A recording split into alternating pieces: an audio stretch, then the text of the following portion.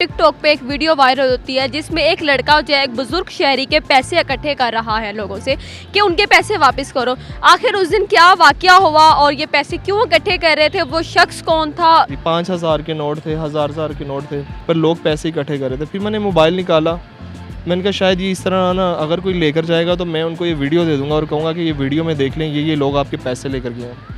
तो उस वीडियो में मैंने कहा पैसे उनके वापस दो सारे। फिर लोगों ने पैसे वापस देना शुरू किए। कुछ लोग बाइक पर पैसे लेकर जा रहे थे और आगे पैसे कुछ ले गए थे। अमाउंट मेरे ख्याल से 10-12 लाख से ज़्यादा थी। देखें, अगर आज किसी के पैसे उड़े हैं ना, कल को आप भी किसी मुश्किल में हो सकते हैं। अगर आज आप किसी की मुश्किल में साथ नहीं देंगे ना, तो कल को कोई आपकी भी मुश्किल में साथ नहीं देगा। तो इंसान को अच्छा बुरा वक्त याद रखना चाहिए, अल्लाह को याद रखना चाहिए। जब आप नेक काम करते हैं ना, आपको एक दिली सुकून मिलता है। वो सुकून ना पैसों से मिलता है ना किसी और चीज़ से मिलता है। तो उस सुकून के लिए इंसान को इस तरह के काम करने चाहिए।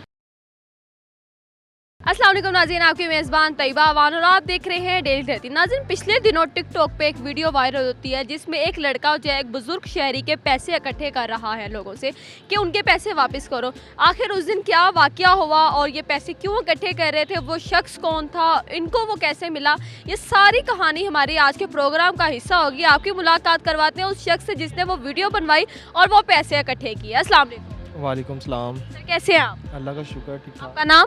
राना वकार। राना वकार साहब, उस दिन क्या मामला पेश आता है कि आप एक शख्स के पैसे जो हैं रोड से इकट्ठे कर रहे हैं और उस शख्स को पकड़ा रहे हैं? मैं ऑफिस के लिए आ रहा था घर से, तो रास्ते में मैं देखा है तो कुछ लोग ना नीचे से कोई चीज़ें इकट्ठी कर रहे हैं। मुझे लगा कोई कागज़ वगैरह, अक्सर ये होता है कि रोड पर ना एक्सीडेंट वगैरह होने की वजह से कोई चीज़ें अगर लेकर जा रहे हैं तो नीचे गिर जाती हैं, तो लोग मदद के तौर पर इकट्ठी करके वापस दे देते हैं। तो जैसे ही मैंने पास आकर देखा, कुछ लोग बीच में से लेकर जा रहे थे और वो पैसे थे। पैसे थे? जी, 5,000 के नोट थे, 1,000 के नोट थे।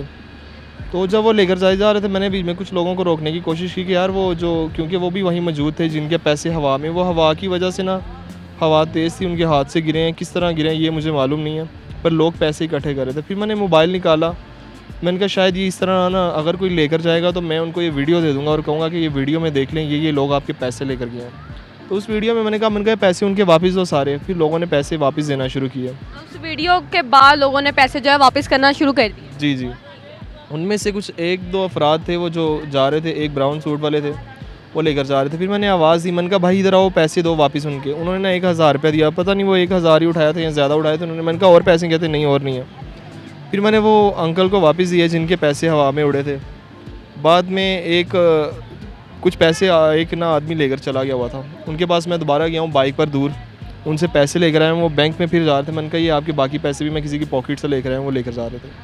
मतलब आपकी नज़र इतनी तेज़ थी कि आप देख रहे थे हर उस शख्स को जो उस बुजुर्ग शहरी के पैसे जो हैं वो लेकर जा रहे थे? जी जी। मैं मोबाइल में वीडियो भी बना रहा था। दरअसल उधर एक और शख्स खड़ा था, उसने भी मेरी मदद की। उसने कहा यार वो आदमी जा रहे हैं, वो उनके पास भी पैसे हैं, वो रिक्शे में जा रहे हैं, तो वो पैसे भी लेकर गए हैं। तो फिर मैं बाइक पर गया, उनके पीछे मैं उनको गया, मैंने कहा उनके पैसे आप वापस दें।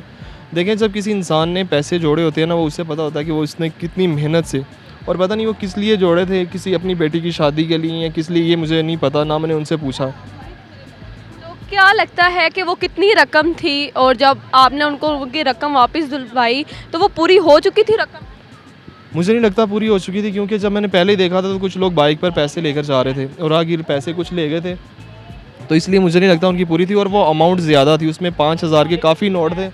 वो अमाउंट मेरे ख्याल से 10-12 लाख से ज़्यादा थी, क्योंकि अगर 5,000 वाली 2 कॉपियाँ भी हो ना तो वो 10 लाख की बनती है। और बीच में 1,000 वाले नोट भी थे और 500 वाले नोट भी थे। 500 वाले नोट भी थे, लेकिन हो सकता है शायद जैसे आपकी बात है कि क्या पता उन्होंने अपनी बेटी की शादी के लिए किए हो या अपना घर बनाना हो, किसी ना किसी वजह से तो वो बैंक में वो अमाउंट रखवाने आए थे ताकि वो अमाउंट सेफ रहे।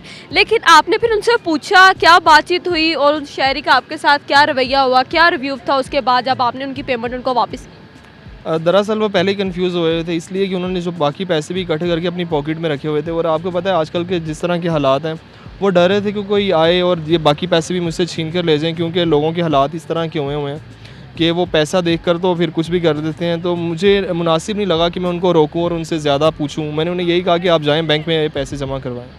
पैसे जमा कर उसके बाद उन्होंने आपको इनाम के तौर पर कुछ दिया या आपकी दोबारा उनसे मुलाकात हुई या दोबारा वो आपको कहीं इस रोड पर नज़र आए? दरअसल इनाम की तो कोई बात नहीं, उन्होंने शुक्रिया जिस तरह अदा किया और शुक्रिया अदा कर रहे थे कि बेटा बहुत बहुत शुक्रिया।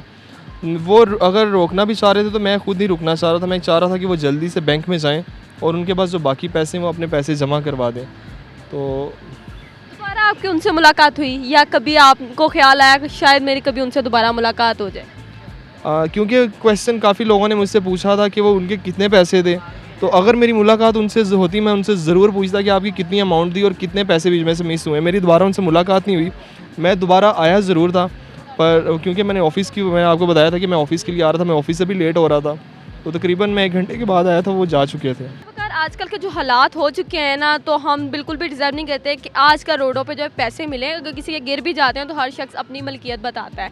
तो हमें क्या करना चाहिए इस मुल्क के हालात को बेहतर करने के लिए कि जिस तरह जैसे उस बुज़ुर्ग के साथ हुआ, कल को किसी और के साथ ना हो? हमें क्या सीख देनी चाहिए अपने मुसलमान बहन भाइयों को, और क्या उन्हें दर्स देना चाहिए कि जिसकी वजह से हम लोग को ऐसी मुश्किलात का सामना ना करना पड़े, और ख़ासकर उन जैसे बुज़ुर्ग को ऐसी मुश्किलात ना फेस करनी? देखें, अगर आज किसी के पैसे उड़े हैं ना, कल को आप भी किसी मुश्किल में हो सकते हैं।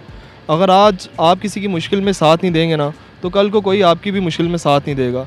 तो इंसान को अच्छा बुरा वक्त याद रखना चाहिए, अल्लाह को याद रखना चाहिए। जब आप नेक काम करते हैं ना, आपको एक दिली सुकून मिलता है। वो सुकून ना पैसों से मिलता है ना किसी और चीज़ से मिलता है। तो उस सुकून के लिए इंसान को इस तरह के काम करने चाहिए और हर एक की मदद करनी चाहिए। और एक हम पाकिस्तानी हैं और अच्छे पाकिस्तानी होने का सबूत देना चाहिए और अच्छे काम करने चाहिए। नाज़रीन, हलाल हराम खाने से बेहतर है हलाल। आप एक रोटी भी खाएं, दाल के साथ खाएं या प्याज के साथ खाएं, बहुत अच्छी लगती है।